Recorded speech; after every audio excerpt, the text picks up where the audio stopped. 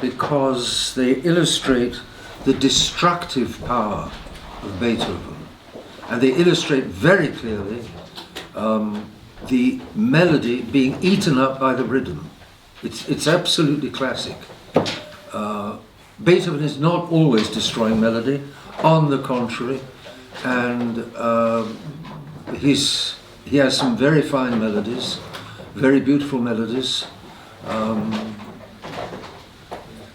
He is, I think I've said this in effect before. I wonder if the blue is a little more clear. That you've got, I think that's better. You've got chaos on the rise and order on the descent, and order goes, and there's about 1800. So I'm saying to you, Beethoven is in between two worlds. Here's the old world, well up, and there's the new world, well up. And what's unique about Beethoven is that he combined, oh bother, he combines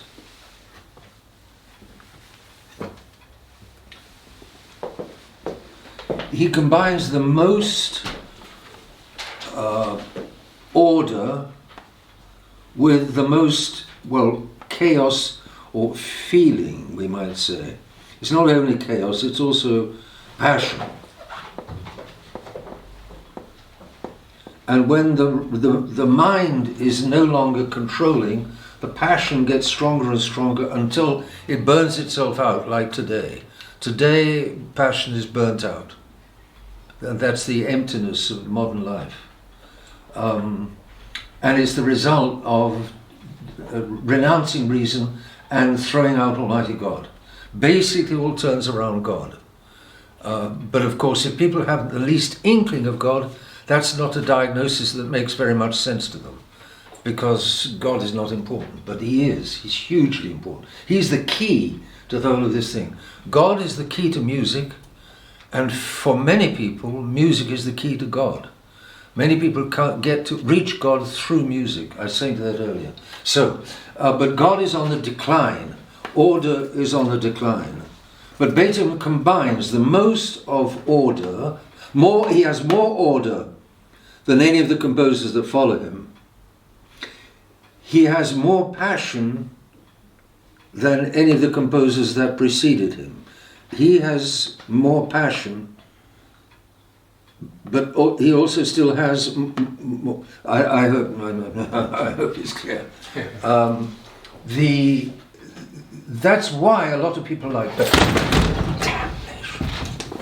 He combines the maximum of passion with the maximum of order. He's the best combination of both. Composers after him are more passionate, perhaps Wagner, for instance. Composers before him are more ordered. The Palestrina, the music of the church prior to the French Revolution. You may well not like Beethoven. He may well have, for instance, too much chaos, there's too much violence, there's too much disorder, there's too much passion in him. Or you like that. A lot of young people today, Mozart doesn't speak to them. He's too ordered, he's too calm. There's not enough of the modern in him. Beethoven begins to speak to youngsters. And Wagner the same thing. They have the modern chaos in them, as well as a good dose, especially Beethoven, a good dose of the order as well.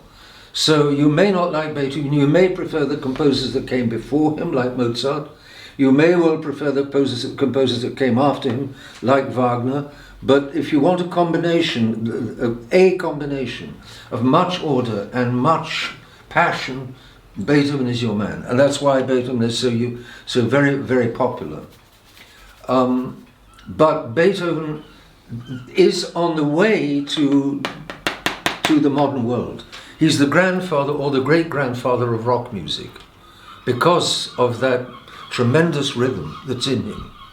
And the rhythm at certain moments in his most popular works, like the Fifth Symphony or the Appassionata sonata, that rhythm is going to tear the melody to pieces. The first illustration is from the Fifth Symphony.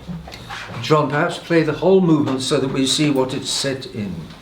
And I will signal just the main points, like the first subject, the second subject.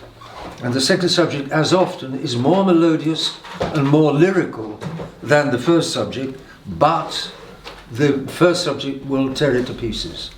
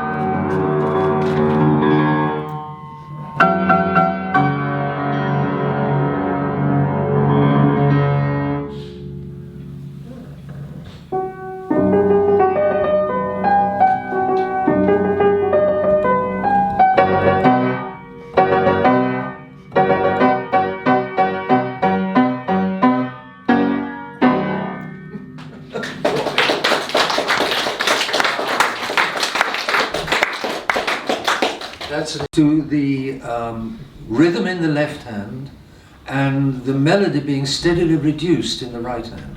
John, it starts with 5 notes, then 4 different notes, then it's 3 different notes, and then it's 2, and then it's 1 in the melody in the right.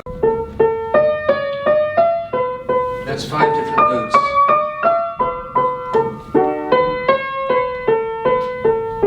That's 4, 3,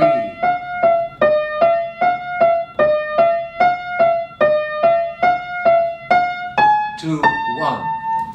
Okay, you can see 5, 4, 3, 2, 1. The number of different notes in the melody is constantly reduced. Why?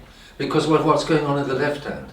Now listen at the same speed, with the same, but with intervals. Then obviously, how the left hand, the da-da-da-dum increases. Right. At first, it's quite calm and behaves itself, but it gets more and more pressing.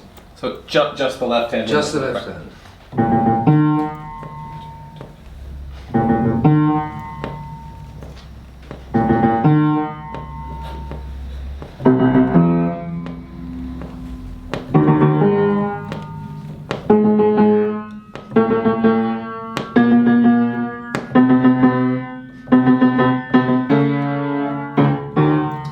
Now put the two together again, and you can see how the left hand is eating up the right hand, so to speak. This is Leonard Bernstein. It's not me, but it makes a lot of sense.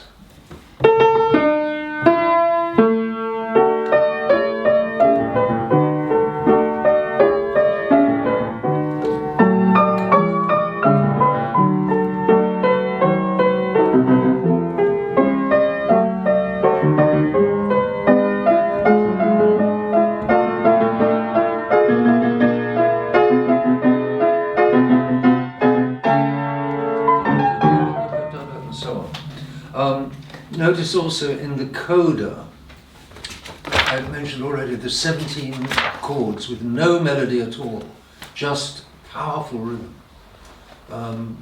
They repeat, John, with the little squeak in between the two. Right. Yeah. So here's the first set.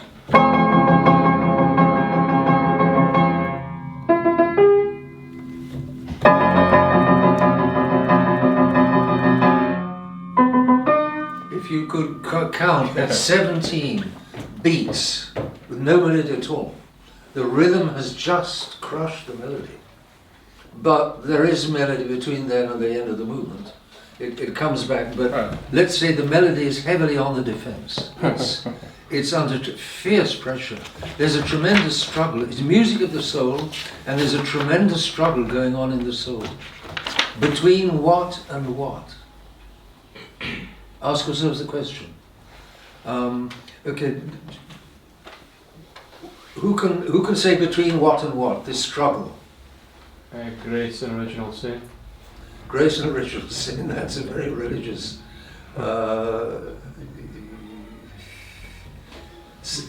Get a bit more down to earth than that. That Good and bad. The intellect and the passions. The intellect and the passions. Order and disorder. Order and disorder. Well, you can see, you can't put it into words because it's music, and it really is music, but it's music being used for a special purpose. And when the mode of the music changes, the walls of the city shake. And this is the French Revolution in music. It's something very destructive going on in music. Play just a few bars of the slow movement, please, John. And this is the slow movement that follows.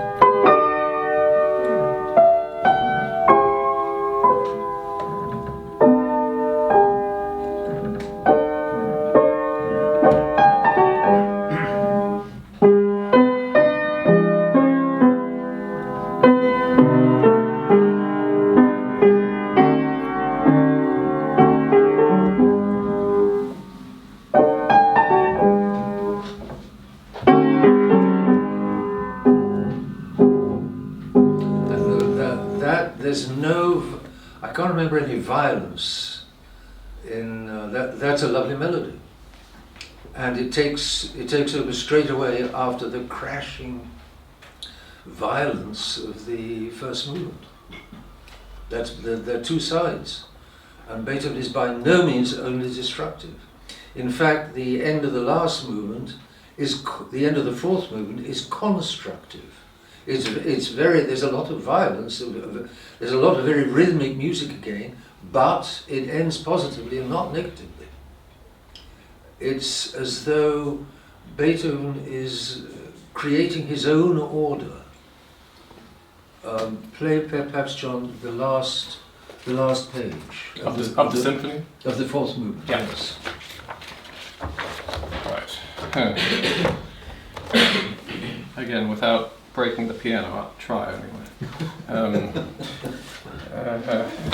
It's a quotation. It's a lost cause. Here we go.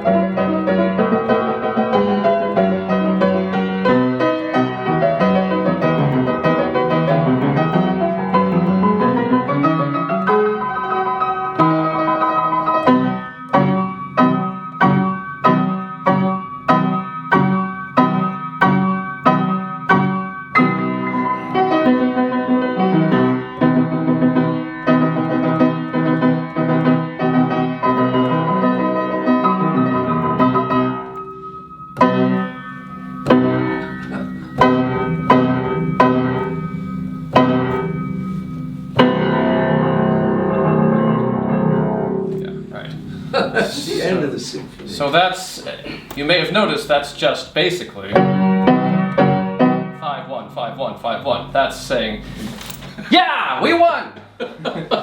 That's right. That's correct. Yes. And it's in major, obviously, not in minor. The beginning of 5-1 in minor, first movement. And at the end, you have it in major because we left out the battle. We just sort of fast forwarded to the victory, but that trajectory is there, and this is the jubilation at the end. That's it. That's exactly it. So I'll move on to the Appassionata, if you like, which is Beethoven's own favourite amongst his sonatas. And it was also a great favourite of Lenin, which tells you something. Lenin loved the Appassionata sonata. The sonatas are... Yeah, I'll pull it up Whatever on you like. my thing. Yeah. The first movement, which is big. It's written for piano. The Fifth Symphony is written for orchestra, not for piano. And you get with the orchestra a lot more colour. Yes. The colour appeals to the senses more. The line which you get on the piano preserves the line. The line is what tells the message. The message goes with the line, the accompaniment goes with the colour, with the feelings. The Appassionata, which is a big piece, and again, a lot. Now, listen in the development and in the coda, what happens to the one important piece of melody that there is in the exposition. Shall I Go ahead. with the development? No, Or play play the whole movement. Oh, okay. Oh, Please. Oh boy. Yeah, Fasten your seatbelts. yeah, that's correct. Now, say a prayer for John because he's expending himself. I will be fine. I just the piano. It's difficult to know how to play this piece in particular without Smashing the right. piano. So Beethoven used to smash pianos. yes. And the piano manufacturers had to make pianos that were always more solid. Right. He liked an English piano towards the end of his life. Broadwood, yes. Which England sent him. Go on. Okay.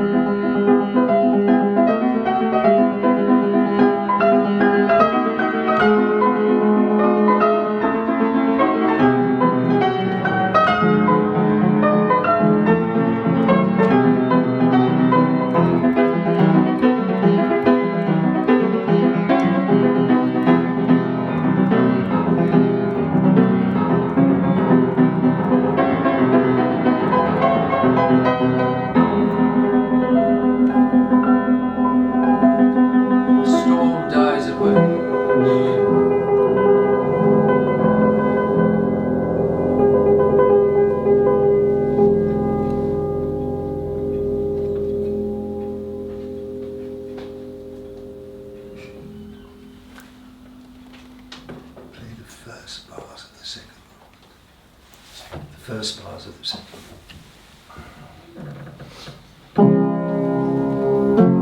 This is the second movement.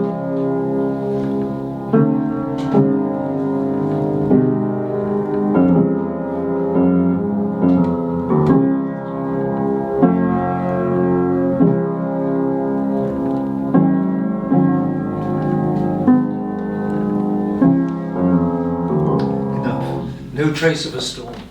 The second movement is again lovely.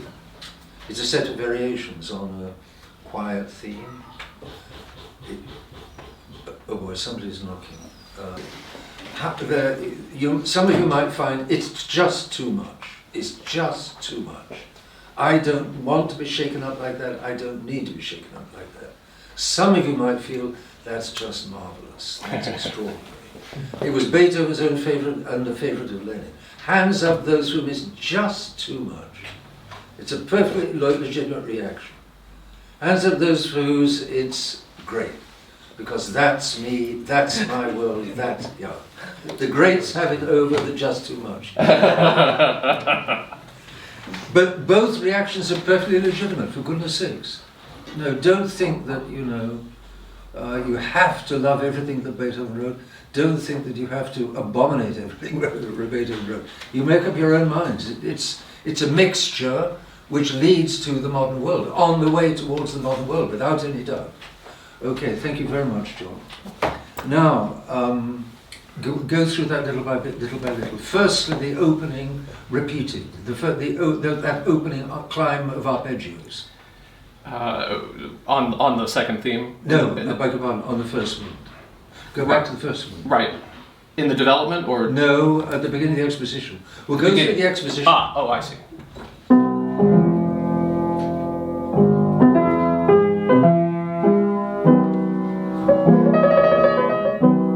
Stop. Well, just go on the next bit, which is just repeated, a semitone higher.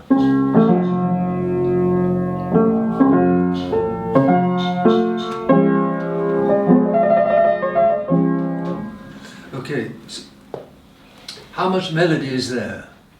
Dee da dum, dum da dum, dum da dum, what is it, John? It's an arpeggio. What's an arpeggio? Is an arpeggio melodic?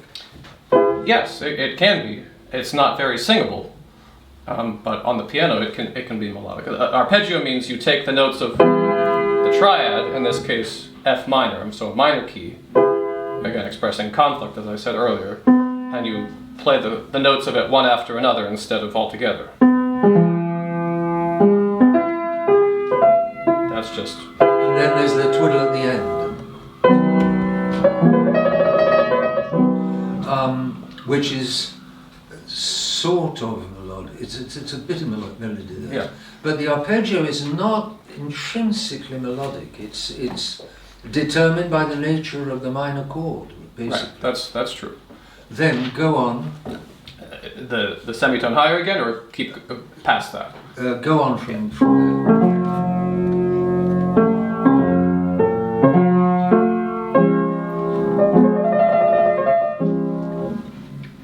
Twiddle is repeated. Notice that the same da-da-da-dum of the Fifth Symphony, which obviously meant something to Beethoven, it's occurring all through this movement. Go on.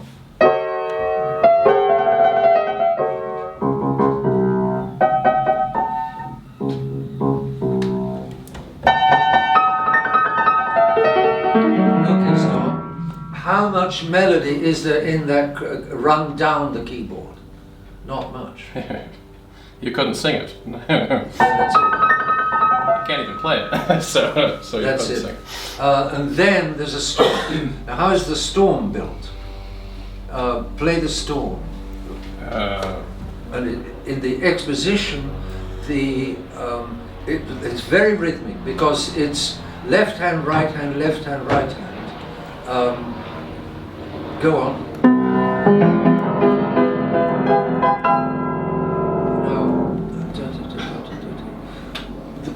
What's characteristic with that rhythm, John? How's that rhythm built? It's alternating 2 by 2 in a triple meter. That's it. So it's 1 and 2 and 2 against 3, 3 against 2. It's conflict, and it's not melodic. It's very rhythmic. It's powerfully rhythmic. The 3 against 2 is powerfully rhythmic, but it's not exactly melodic.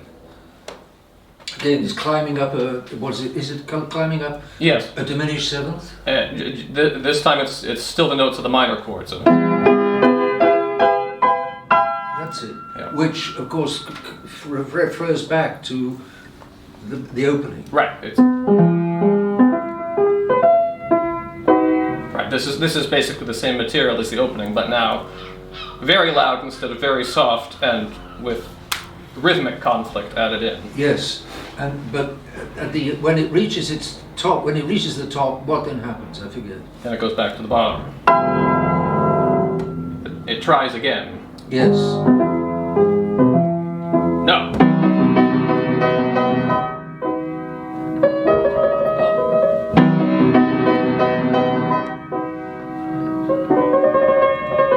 The twiddle is important, and the twiddle is something trying to stand up to the force, the volcanic force of this rhythmic bashing. So there's a struggle going on, and you'll notice if we will get to it in the exposition that that rough climb, that bashing climb, occurs I think 3 times. Yes. Right. How many times? It occurs, I think, 8 times in the recapitulation. What does that say to you? If you listen to the recapitulation is not a straight repetition of the exposition. It's slightly different. And in particular, for instance, it's 8 of those things instead of just 5. Or is it 3? I forget. I think it's 3 and then 5. 3 and then 5. Yeah. Yeah. What does that say? The struggle is getting fiercer or easier? As the movement goes on, the struggle is fiercer. Yes. Beethoven, so to speak, or the twiddle is not winning, so to speak. The twiddle, it's kind of masculine against feminine. That rough, unmelodic climbing is very masculine. It's very macho. And then there's this, which sort of interjects. Like you heard in the first movement of the 5th symphony, there was that moment in the recapitulation when there's just a flute playing. An oboe. Oboe. Yeah. You're right. It just pauses.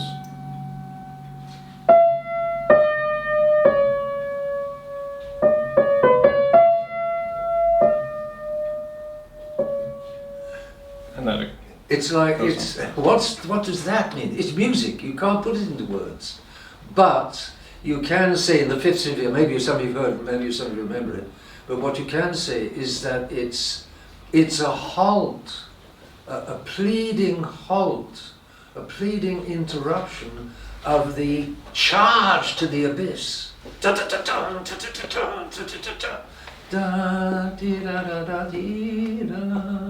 That's melody. That's melody. That is making melody, its reappearance. Yes. And the pleading is melodic, and the charge to the abyss is macho and is crazy, or it's violent. It's not very melodic. So, okay, go on, John, from towards the second subject. Right. Right. So we ended.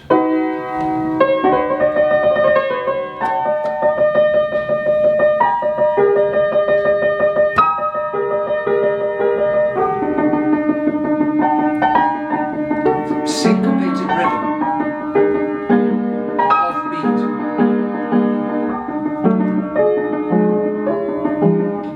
A moment of calm, but there's not really any melody. Now there's melody. It's a noble melody.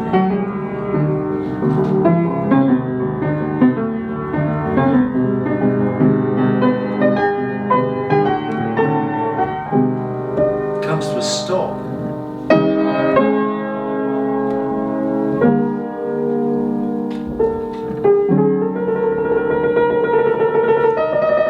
Now we're preparing for a real storm. No melody, twiddle but no melody. No melody in the descent. The bare minimum melody in the storm.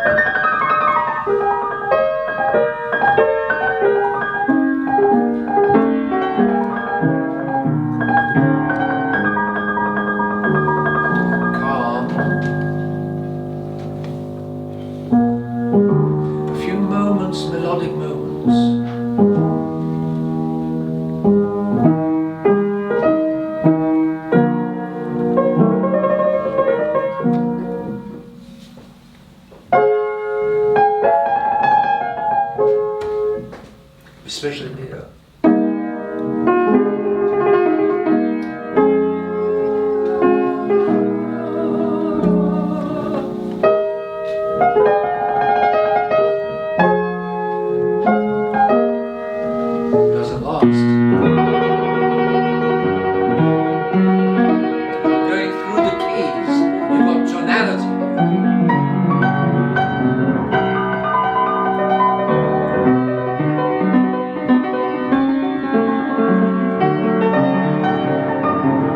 Here's A flat.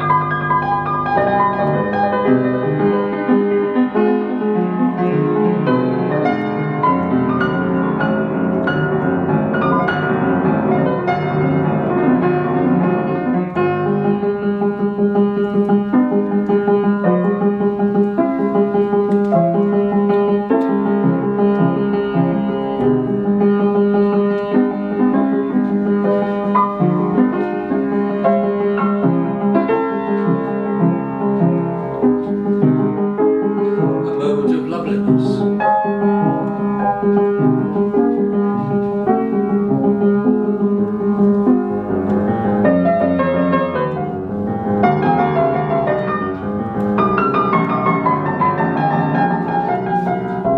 The second subject.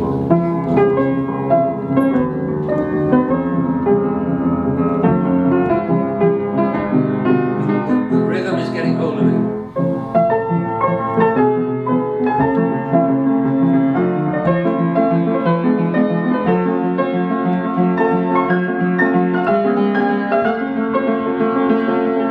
The melody is only its last two notes. No melody at all.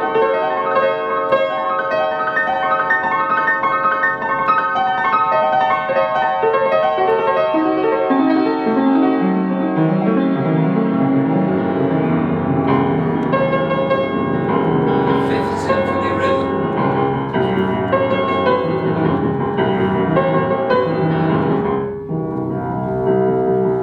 Now, notice here, go on, John. What's different from the exposition?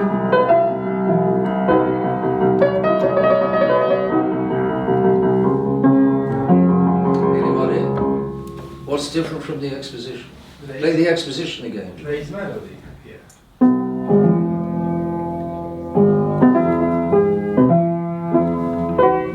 And now the repetition.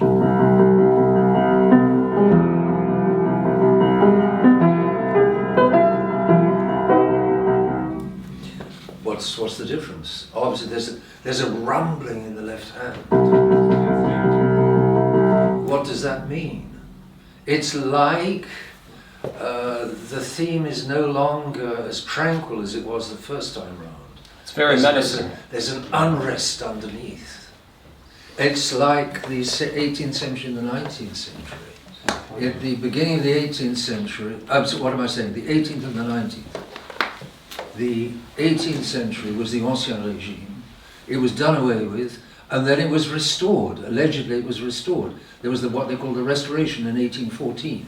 The King of France there was again a King of France, not the one obviously that was guillotined, but one of his relatives or descendants. And supposedly, the old order was restored under Louis XVIII. Was it restored? No.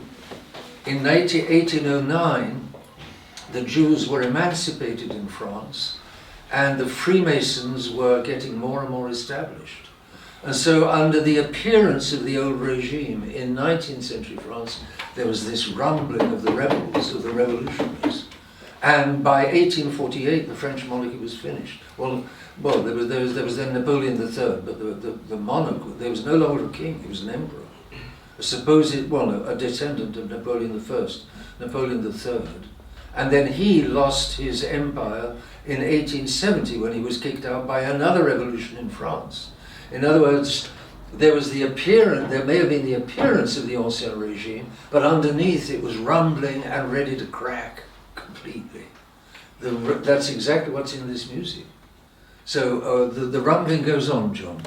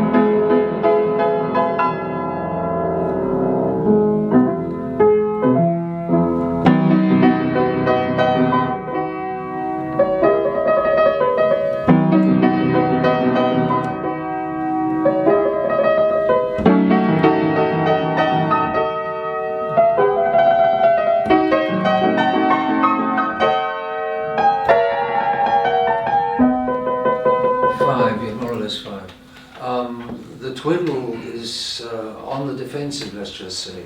It's that the struggle is more fierce and not less fierce. Go on.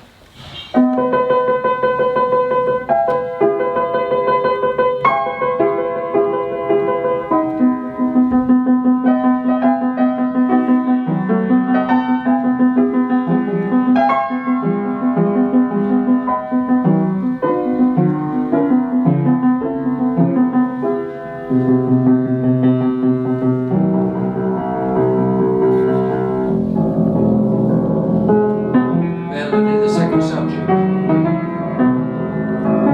It comes again to that puzzling stop.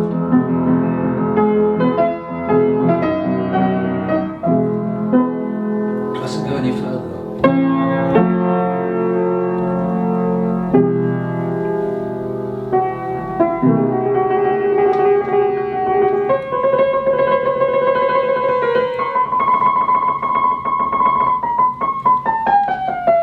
Now comes another great storm. There's a little melody, but obviously the rhythm prevails.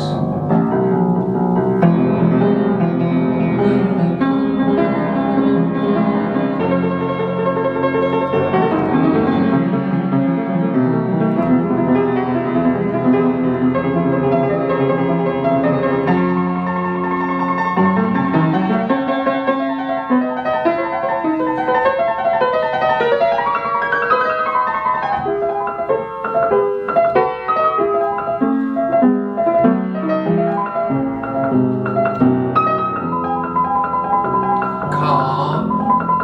We're leading into coming into the coda.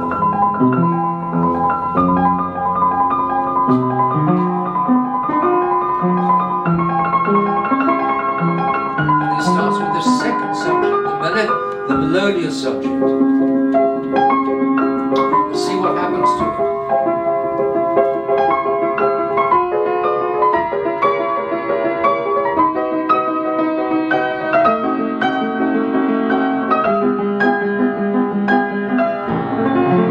No melody at all. But plenty of rhythm.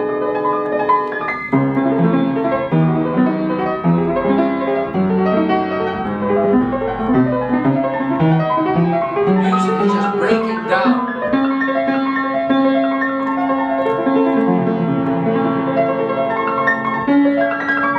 The pressure increasing. That's the climax.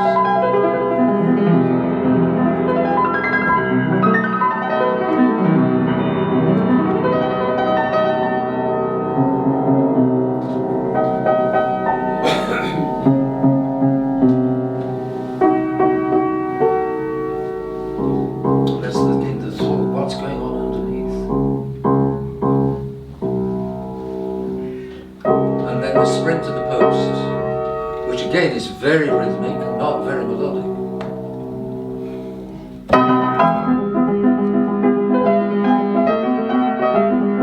Well, this is actually the melodious theme, but sped up and in the minor instead. Yep. Yep. But then it gets stuck again.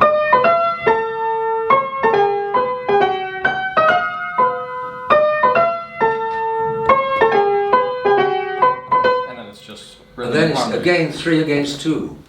Yes. And it's heavy.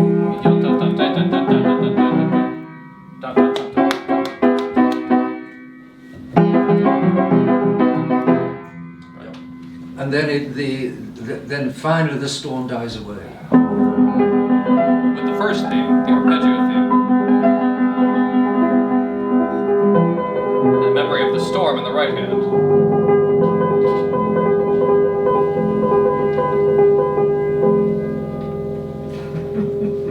Not a happy piece. No, it's a strain on the pianist, correct? Yes. It's different. Yes, it is.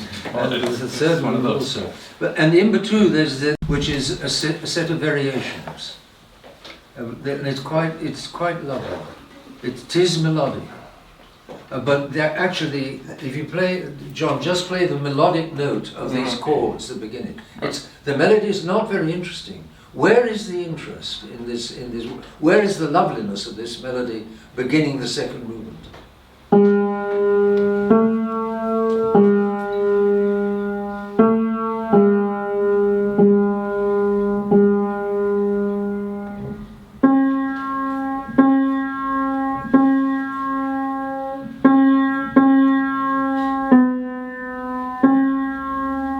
The repetition is almost enough. It virtually eliminates melody. Where is the interest? Where is the loveliness? Play it now, John, the whole.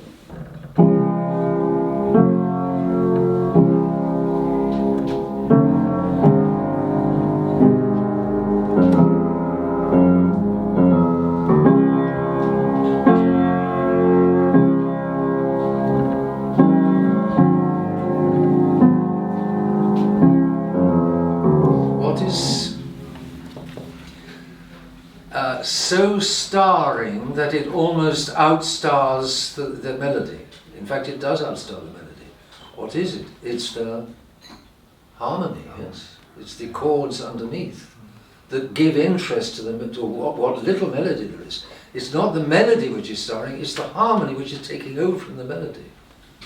But the variations do get a little more melodic, or the melodies are given a little more. They're lovely variations. John, play the variations if you like, if you will. Shall I just play the melodic one, or do you want the... No, play the as written by Beethoven. Oh, starting with the first variation? Yes. Sorry, I got my hands backward. Well, we should maybe... We've only heard the first phrase of the melody, so maybe we should hear the whole thing. I will start with the theme and then go on to the variation. That's it.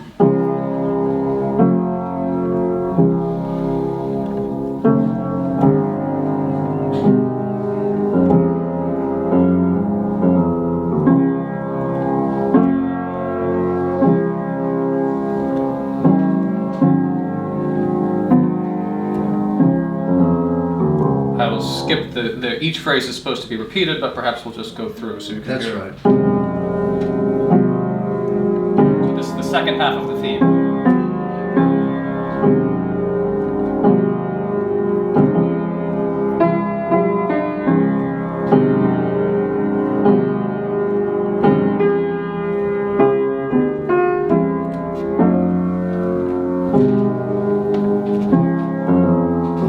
So that's the theme. Then the first variation sort of takes it apart and puts it out of sync. The left hand is behind the right hand.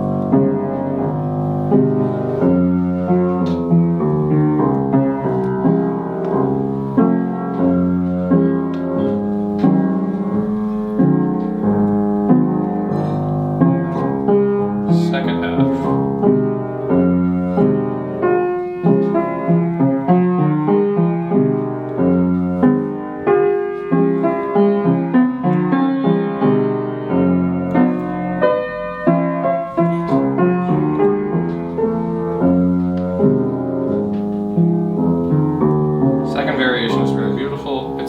Now it's melodic.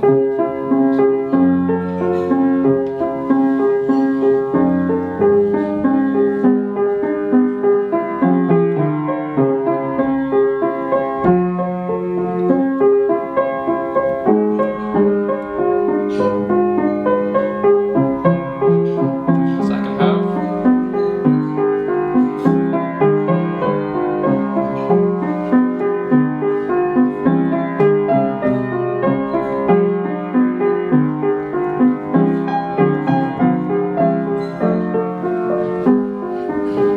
Next variation gets even faster.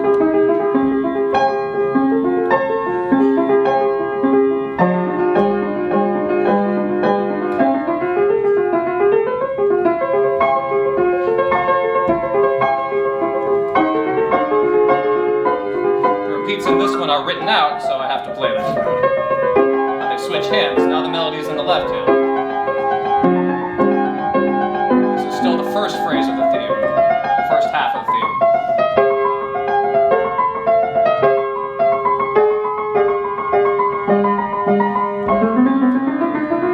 Second half.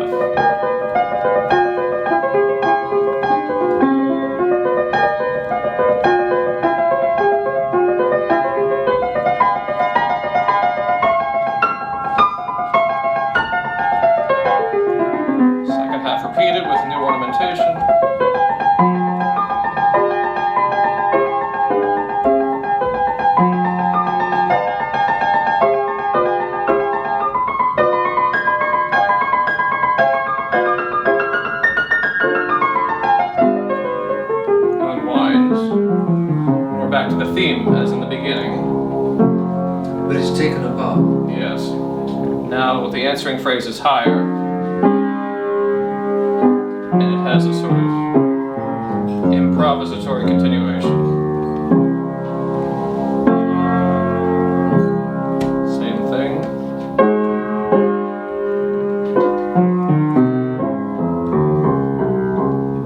Second half. Music is searching.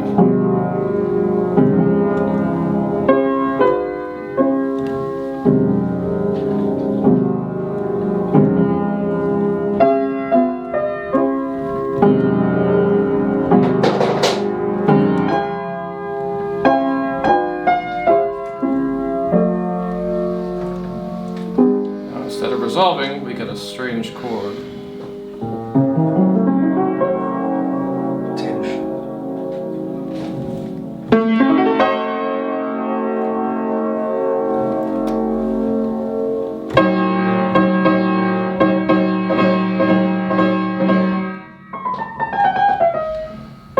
This is the third movement.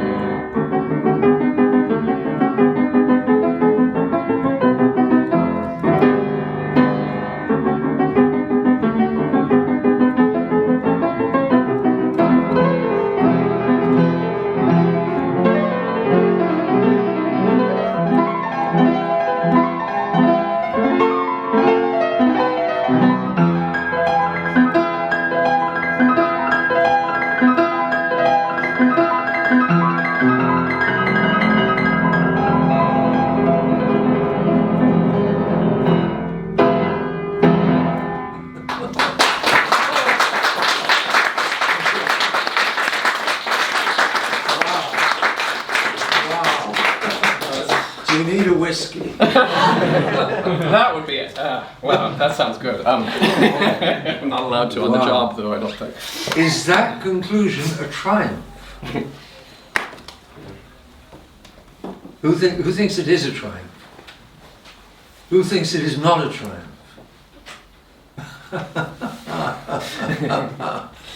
It's a pretty negative triumph. Yeah, right. It's something is very in the ascendant, but it's not the good guys. It's not the intellect. That's it. Just collapse, no triumph. Yes. Well, maybe it's worth taking apart this last section. It's the theme. Except it's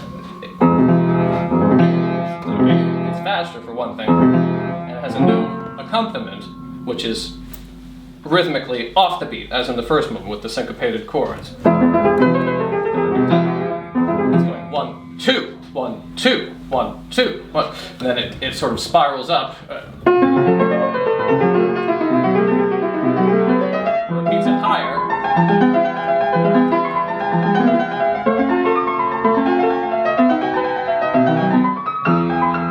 And it's like it's trying to do it again.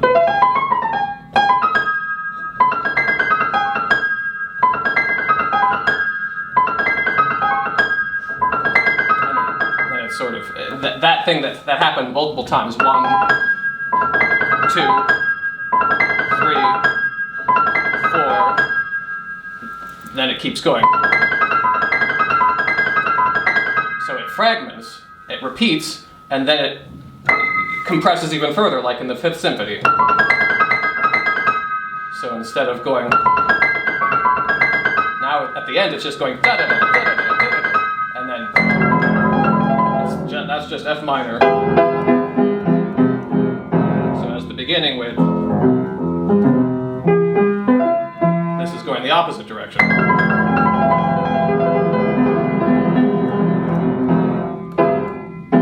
It's a huge piece. It's brilliant to achieve what he wants to achieve. But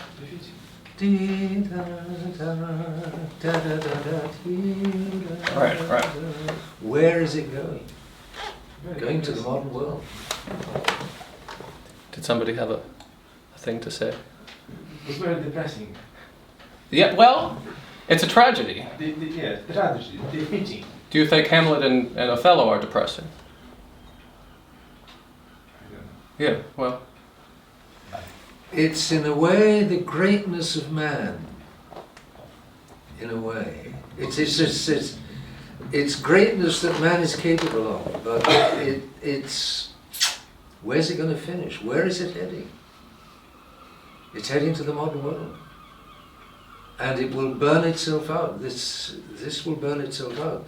This where the harmony in the second movement and the rhythm in the first and third movements are no longer really servants of the melody. There's not much melody there to be servants of. The harmony and the rhythm are taking over. That's a way of looking at the Appassionata. It's a great piece. What year was it written, if I may ask? I'm sorry. What year was it written? 1805, I want to say. Yes, Is that right? I think so. Thank you. 1805. Yes. It's one of his great writing periods. He wrote several masterpieces around 1805, several very popular and very great masterpieces, and this is one of them. And actually, the very next is this is Opus 57, meaning his 57th work that he published. Opus 58, the very next one is the Fourth Piano Concerto, which is a very gentle piece, or at least relatively speaking.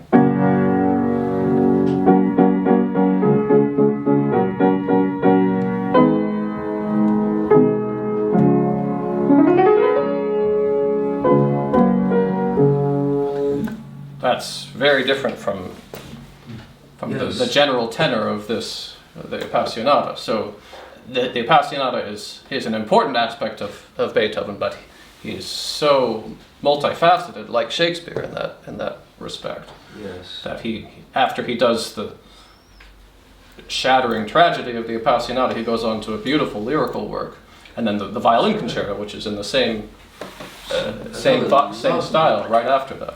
Another lovely lyrical piece, the violin concerto, with not much trace of violence in it, very little. There are bars which are a little darker and a little more agitated, but I don't think there's a passage which is dark in the violin concerto. It's very beautiful. Yeah. But we don't. I may have the piano score of it up there somewhere. Oh, of the violin concerto? Yes, Yeah. may Right. have. What's the time, anybody? 4 past 4. 4:15.